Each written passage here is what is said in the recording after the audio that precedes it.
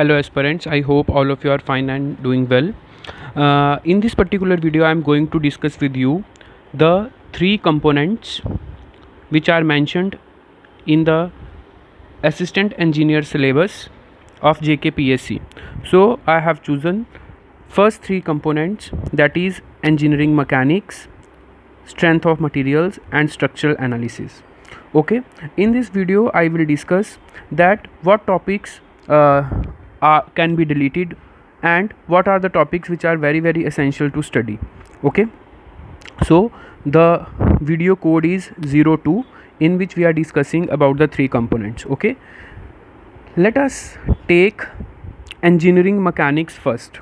Okay, देखिए engineering mechanics एक ऐसा टॉपिक है जो हमारे फिज़िक्स से ज़्यादा डील करता है. ओके, तो इसका जो है असिस्टेंट इंजीनियर एग्ज़ाम में एक मेजर पार्ट मेंशन है सिलेबस में. तो हम देखते हैं कि हमें इसमें से किस किस पार्ट को टेकअप करना चाहिए, किस किस टॉपिक को स्टडी करना चाहिए जो कि हमारे competitive examination point of view से इंपॉर्टेंट होगा. देखिए, जैसे इसमें मेंशन है यूनिट्स एंड डायमेंशंस, तो यूनिट्स एंड डायमेंशन से एज सच हमारे पास कोई सेपरेट स्टडी नहीं रहेगी. Separate study in the sense कि इसमें जैसे हमें कोई भी अगर यूनिट्स डायमेंशंस पूछे जाते हैं तो वो हमारे टॉपिक से मोर एंड लेस रिलेटेड होंगे. फॉर एग्जांपल फ्लूइड मैकेनिक्स में विस्कोसिटी कॉन्सेप्ट है, काइनेमेटिक, डायनेमिक, सरफेस टेंशन, तो उनके यूनिट्स हो गए. या हमारे पास सॉइल मैकेनिक्स में हैं कुछ कोफिशिएंट्स हैं, कोफिशिएंट ऑफ कंसोलिडेशन और बहुत सारे कोफिशिएंट्स हैं, तो उनके डायमेंशंस यूनिट्स हो गए. तो सेपरेट कुछ नहीं रहेगा. ठीक है, वैसे ही एसआई यूनिट्स, वेक्टर्स, तो इसमें आपको ज़्यादा इधर उधर मटेरियल सर्च करने की ज़रूरत नहीं है. इसमें आपको ज़रूरत नहीं है कुछ भी एक्स्ट्रा कवर करने की. ओके, कॉन्सेप्ट ऑफ फोर्स, तो फोर्स तो हम नॉर्मली स्ट्रेंथ ऑफ मटेरियल में फोर्सेस के बारे में पढ़ते हैं, तो इसमें कुछ स्पेशल कुछ नहीं रहने वाला है. उसके बाद वैसे concept of particle and rigid body, what is rigid body, what is particle. ठीक है, ये चीज़ें हैं जो कि हमें ज़्यादा फोकस करने की ज़रूरत नहीं है. ये नॉर्मल कॉन्सेप्ट्स हैं. ठीक है, इसमें कोई ज़्यादा डिटेल में जाने की ज़रूरत नहीं है. जो फर्स्ट टॉपिक है वो है, जैसे आप जो यहाँ से टेकअप कर सकते हो, जैसे the concept of concurrent force, non concurrent force, parallel force सभी को पता ही क्या होती हैं. ठीक है, कोप्लेनर फोर्सेस इसमें आप रख सकते हो. उसके बाद moment of force, free body diagram, कुछ खास नहीं फ्री बॉडी डायग्राम में. उसके बाद कंडीशंस ऑफ इक्विलिब्रियम, हम स्ट्रेंथ ऑफ मटेरियल्स में कंडीशंस पढ़ते हैं. उसके बाद principal of virtual work, equivalent force system. ये कुछ टॉपिक्स हैं जो कि आपको कवर करने चाहिए. तो I am making the list of topics,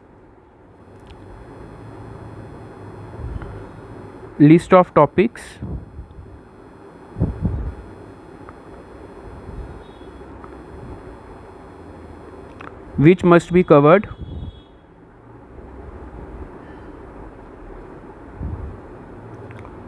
for exam.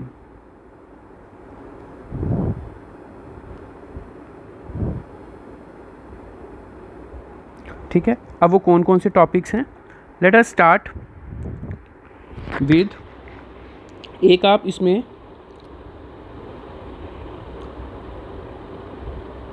Types of forces के बारे में ज़रूर पढ़ें. Concurrent, non concurrent, coplanar, types of forces. Second, आप जैसे यहाँ पे लिखा है मोमेंट ऑफ फोर्स, क्योंकि मोमेंट ऑफ एरिया भी होता है, वो भी हालांकि मेंशन है. तो moment of force, moment of area, moment of inertia जिसको कहते हैं. ठीक है, first moment of area, second moment of area. तो अब क्या है, आपको इसके साथ कुछ रिलेटेड टॉपिक्स भी पढ़ने हैं. फॉर एग्जांपल, जब आप मोमेंट ऑफ फोर्स पढ़ रहे हैं, तो इसके साथ हमारे पास एक थ्योरम है, मोमेंट थ्योरम, जिसको हम वेरिग्नॉन्स थ्योरम कहते हैं, वेरिग्नॉन्स थ्योरम. तो ये थ्योरम क्या कहती है, तो कुछ इस तरीके के टॉपिक्स आपको रिलेटेड पढ़ने हैं. For example types of forces हैं, तो फोर्सेस के साथ कुछ थ्योरम्स हैं, जैसे फॉर एग्जांपल लैमीज़ थ्योरम है, तो व्हाट इज़ दैट, लैमीज़ थ्योरम. तो वो आपको टॉपिक इसके साथ में ज़रूर पढ़ने हैं. Okay, related topics. उसके बाद हमारे पास है इक्विलिब्रियम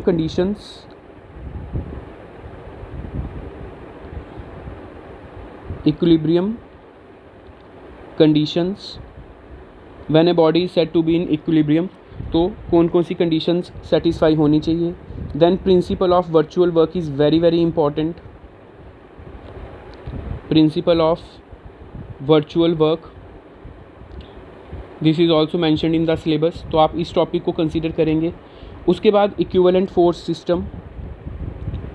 इक्विवेलेंट फोर्स होती क्या है, what is equivalent force, you must know what is equivalent force which has same magnitude and direction and produces the same moment, तो उनको हम बोलते हैं इक्विवेलेंट फोर्सेस। ओके, उसके बाद moment of area, first moment of area, second moment of area, ठीक है, जिसको हम सेक्शन मॉडुलस और जो है हमारे पास मोमेंट ऑफ इनर्शिया होता है। उसके बाद हमारे पास है, ये देखिए यहाँ पर सिलेबस में टॉपिक्स देखिए, first and second moment of area, उसके बाद मास मोमेंट ऑफ इनर्शिया। ओके, उसके बाद फ्रिक्शन का कॉन्सेप्ट है, तो 7th टॉपिक में हम फ्रिक्शन डिस्कस करेंगे। फ्रिक्शन मैंने हर एक को 10 टॉपिक्स में नियरली डिवाइड किया है, तो इसमें हम आप फ्रिक्शन कंसीडर करेंगे, टाइप्स ऑफ फ्रिक्शन, उसमें स्टैटिक है, काइनेटिक, डायनेमिक, वो सारी टाइप जो हैं वो डिस्कस करेंगे। उसके बाद है 8th is motion of bodies. देखिए अगर आप यहाँ से देखिए, काइनेमेटिक्स है, motion under uniform, non uniform act. देखिए जो मोशन है, मोशन इंक्लूड्स 2 to 5 थिंग्स, ठीक है।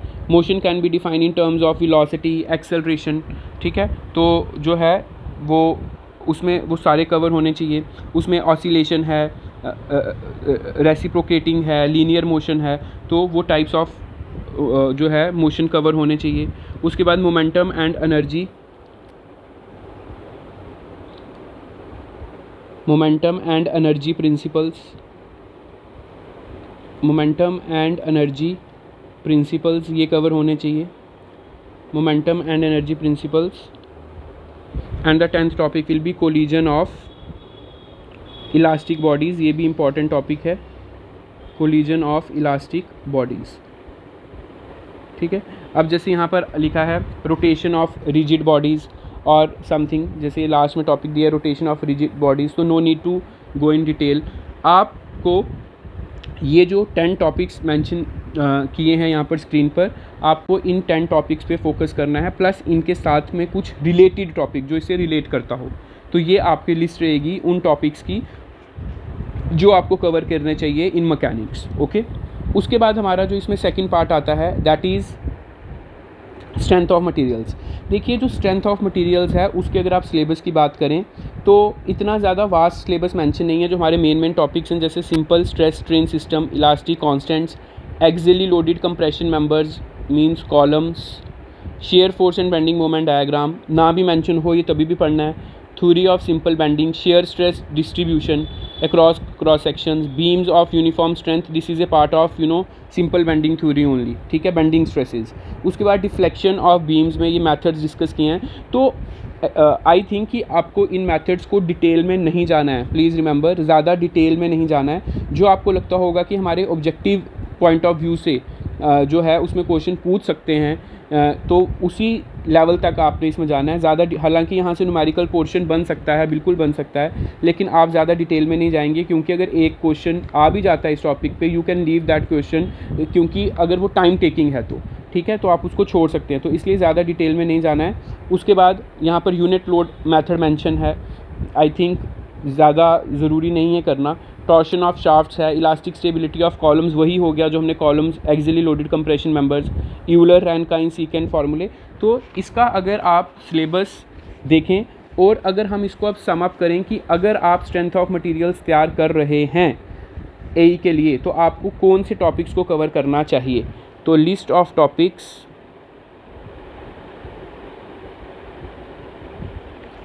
List of topics which must be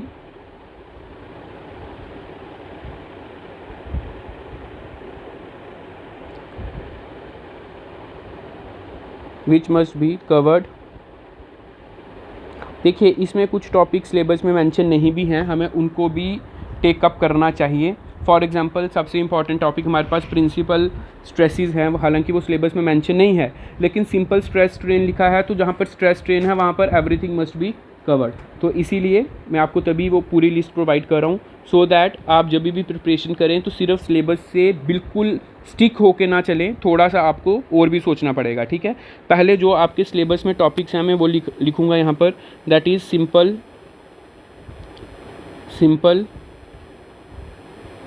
stress strain, और इसी के साथ आ जाते हैं इलास्टिक कांस्टेंट्स, ये कोई सेपरेट टॉपिक नहीं रहेगा, इलास्टिक कांस्टेंट्स में आपने वही Young's modulus, shear modulus, bulk modulus, Poisson's ratio discuss करने हैं। उसके बाद कॉलम्स हैं, कॉलम्स के बाद SFD BMD,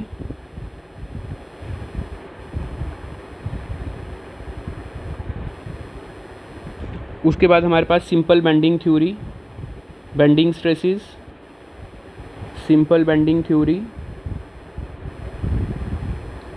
इम्पॉर्टेंट टॉपिक है। जो लास्ट पेपर था उसमें भी 2 से 3 क्वेश्चन इस टॉपिक से पूछे गए थे, सिंपल बेंडिंग थ्योरी। उसके बाद distribution of shear stresses, shear stresses tau is equal to SAY upon IB, है ना। उसके बाद हमारे पास है deflection of beams, deflection of beams.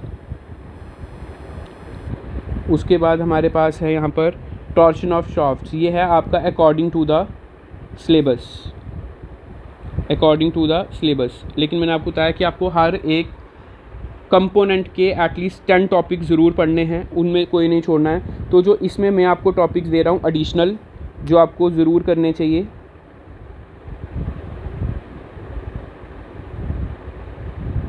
वो एडिशनल टॉपिक्स मेरी तरफ से कौन कौन से रहेंगे।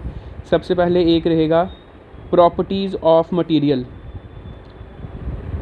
Properties of material. इस टॉपिक में आप बेसिक प्रॉपर्टी सारी पढ़ते हो, ductility, brittleness, malleability, resilience, modulus of resilience, toughness, endurance limit. So वो सब हम पढ़ते हैं प्रॉपर्टीज़ ऑफ मटेरियल्स में, तो इसको ज़रूर कवर करना चाहिए, बेसिक टॉपिक है। उसके बाद एक है डिफ्लेक्शन, जिसको आप ये भी बोल सकते हो इलोंगेशन ऑफ बार्स, डिफ्लेक्शन और इलोंगेशन ऑफ बार्स बहुत इंपॉर्टेंट टॉपिक है, इसको ज़रूर कवर करना है। उसके बाद एक टॉपिक जो मैं आपको बता रहा था, principal stresses, principal stresses and theories of failure. Theories of failure is becoming one of the most important topic for the competitive exams, so theories of failure। तो ये एडिशनल टॉपिक्स आपको ज़रूर कवर करने चाहिए जब भी आप स्ट्रेंथ ऑफ मटेरियल्स तैयार कर रहे हैं असिस्टेंट इंजीनियर एग्जामिनेशन के लिए। ओके, हालांकि इसमें एक टॉपिक और भी है, अगर आप उसको भी देख लें तो वो टॉपिक आपका रहेगा, क्योंकि लास्ट एग्ज़ाम में वहाँ से क्वेश्चन पूछा गया है, that is pressure vessels, pressure vessels और सिलेंडर्स। वो टॉपिक भी आप एडिशनली देख सकते हैं। ओके, बेशक आपके सिलेबस में मेंशन नहीं है। उसके बाद हमारे पास आता है स्ट्रक्चरल एनालिसिस। देखिए, स्ट्रक्चरल एनालिसिस में मैं आपसे यही कहूँगा कि इसको बिल्कुल आप ऑब्जेक्टिव रिक्वायरमेंट के हिसाब से तैयार करें, क्योंकि अदरवाइज़ ये बहुत ज़्यादा टाइम टेकिंग हो जाएगा। और आपके लिए आपको सिलेबस भी कवर करना है, जिसमें हमारे 17 to 18 कंपोनेंट्स हैं एज़ यू नो, और हमने डिस्कस किया था प्रीवियस वीडियो में, जिसका कोड था AE सिविल 202101, उसमें हमने डिस्कस भी किया था। तो इसीलिए इसको आपने बहुत ध्यान से स्पेसिफिक वे में, जैसे देखिए रोलिंग लोड्स, इन्फ्लुएंस लाइंस, अगर आप इसमें पढ़ जाएंगे तो आपका बहुत ज़्यादा टाइम वेस्ट होगा।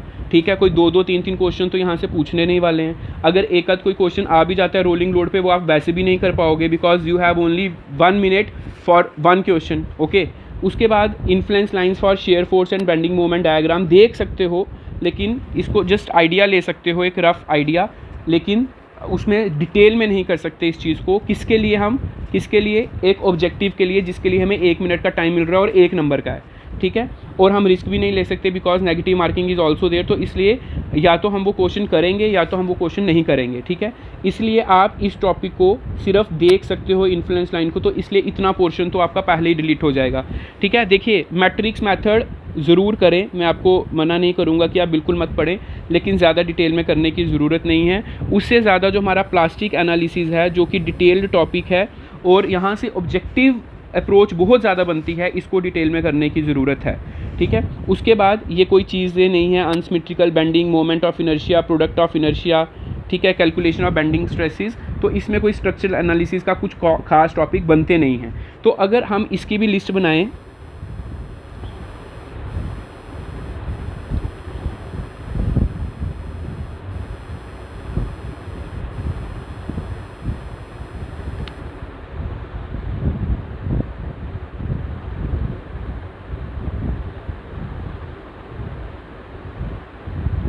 देखिए स्मार्ट स्टडी की इस टाइम पर बहुत ज़्यादा ज़रूरत है।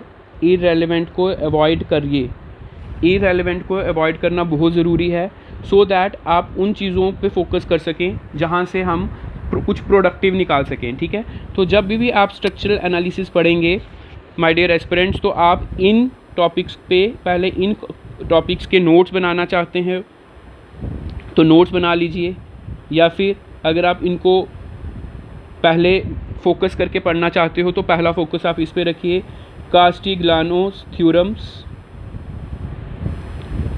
सेकंड, यूनिट लोड मेथड, ज़्यादा डिटेल में नहीं, unit load method only objective approach, unit load method.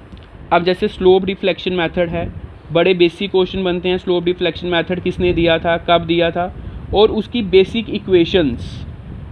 Slope deflection method, देखिए मैं आपको एक चीज़ यहाँ पर बता सकता हूँ, जो इंजीनियरिंग सर्विसेज एग्जामिनेशन के प्रीवियस ईयर्स क्वेश्चंस हैं, प्रीवियस ईयर्स पेपर्स हैं, वो आपकी काफ़ी हेल्प कर सकते हैं इन टॉपिक्स के ऑब्जेक्टिव्स फाइंड आउट करने में, कि आपको पता चले कि इन टॉपिक्स का ऑब्जेक्टिव अप्रोच क्या है।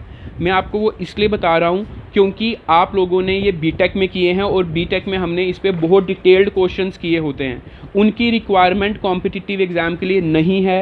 अगर आप इनके डिटेल्ड क्वेश्चंस पढ़ रहे हैं, डिटेल्ड जो 2-2, 3-3 पेजों के हैं, तो उसका कोई फ़ायदा नहीं है, उसका कोई फ़न नहीं है। That is only the wastage of your time and energy, mainly time.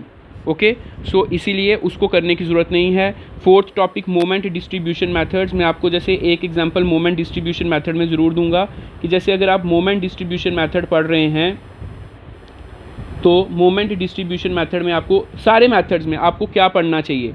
जैसे इस मेथड में आप ये पढ़ सकते हैं कि ये मेथड किसने दिया, कब दिया, introduction of this method. Moment distribution method में आप पढ़ सकते हैं फिक्स्ड एंड मोमेंट्स, जिस पे बहुत इंपॉर्टेंट ऑब्जेक्टिव्स बनते हैं, फिक्स्ड एंड मोमेंट्स। आप इस पे पढ़ सकते हैं carry over factor, carry over factor. आप इसमें पढ़ सकते हैं DF, distribution factors, carry over moment भी बोल सकते हैं इसको, carry over distribution factor, this will be carry over moment भी कह सकते हैं इसको हम, distribution factors, distribution theorem, distribution theorem. अब आप इसका स्वे एनालिसिस करें या कुछ ऐसे करें तो उसका कोई ज़्यादा रोल नहीं है। तो आप इन टॉपिक्स में ये चीज़ें, जैसे मोमेंट डिस्ट्रीब्यूशन मेथड एक बहुत इंपॉर्टेंट मेथड है ऑब्जेक्टिव पॉइंट ऑफ व्यू से भी, तो उसमें आप ये सारी चीज़ें देख सकते हैं। ओके, उसके बाद हमारे पास है नेक्स्ट चीज़, मोमेंट डिस्ट्रीब्यूशन मेथड के बाद है इन्फ्लुएंस लाइंस। इन्फ्लुएंस लाइंस, इसमें इन्फ्लुएंस लाइंस और मूविंग लोड्स, इसमें मैं आपको यही कहूँगा कि प्लीज़ आप इन टॉपिक्स के डिटेल में मत जाइए।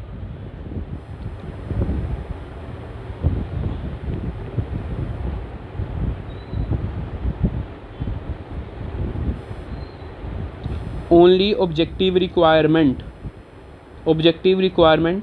अगर आप इन्फ्लुएंस लाइंस को थोड़ा सा स्टडी करेंगे तो आप रफली आइडिया रख सकते हैं कि कौन से केस में कैसे इन्फ्लुएंस लाइन वेरी करती है, या मूविंग लोड्स के केस में कहाँ पर लोड होगा, किस पोजीशन पे होगा, तो बेंडिंग मोमेंट कहाँ पर मिनिमम होगा, शेयर फोर्स कहाँ मैक्सिमम होगा, या बेंडिंग मोमेंट कहाँ मैक्सिमम होगा। उस तरीके के क्वेश्चंस आप मूविंग लोड्स के टेकअप कर सकते हैं। लेकिन कुछ कुछ टॉपिक्स हैं जो आपको डिटेल में डिस्कस करने हैं। फॉर एग्जाम्पल आर्चीज़, आर्चीज़ में दोनों जो हैं कवर होंगे, 2 hinged arch, 3 hinged arch, 3 hinged arch,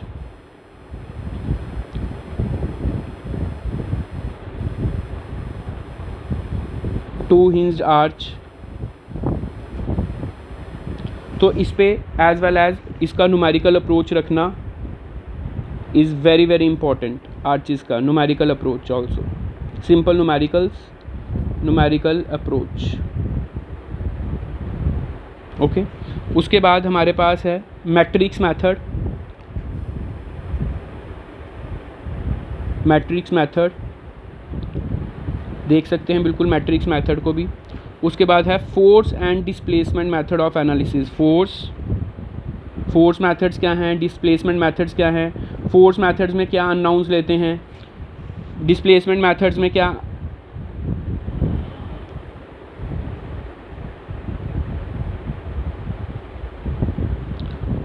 अननाउंस लेते हैं, कौन से मेथड्स मोमेंट हमारे we have various methods like moment distribution, we have slope deflection, we have matrix method, stiffness method. तो वो कौन कौन सी कैटेगरी में आएंगे, फोर्स मेथड में कौन से आएंगे, डिस्प्लेसमेंट मेथड में कौन से मेथड्स आएंगे, वो हमें डिस्कस करना है।